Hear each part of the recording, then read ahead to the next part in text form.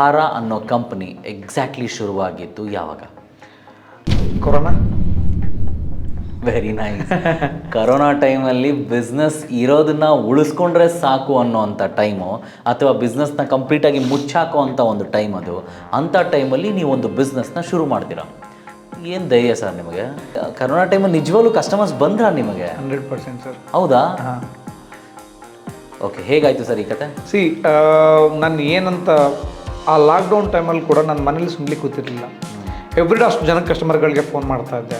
Everyday ಕಸ್ಟಮರ್ಸ್ಗಳಿಗೆ health awareness ಮಾಡ್ತಾಯಿದ್ದೆ, health tips ಕೊಡ್ತಾಯಿದ್ದೆ. ಎಷ್ಟೋ ಜನಕ್ಕೆ ನನ್ನ ಕ್ಲೈಂಟ್ಗಳಿಗೆ ಸಿಂಟಮ್ಸ್ ಇತ್ತು, ಅವ್ರಿಗೆ ಯಾವ ಥರ ಅದರಿಂದ ರಿಕವರಿ ಆಗಬೇಕು ಅಂತ ಸ್ವಲ್ಪ ಬೂಸ್ಟಪ್ ಮಾಡ್ತಾಯಿದ್ದೆ. ಆ ಬೂಸ್ಟಪ್ ಮಾಡಿರೋ ಅಷ್ಟೊಂದು ಕಸ್ಟಮರ್ಸ್ಗಳು ಕೂಡ ನನಗೆ ಆಫ್ಟರ್ ಕೊರೋನಾ ಆದಮೇಲೆ, ರಿಕವರಿ ಆದಮೇಲೆ, ಅಗೇನ್ ನಾರ್ಮಲ್ ಕಂಡೀಷನ್ಗೆ ಬಂದಮೇಲೆ ನನಗೆ ಹೆಲ್ಪ್ ಮಾಡಿದ್ರು.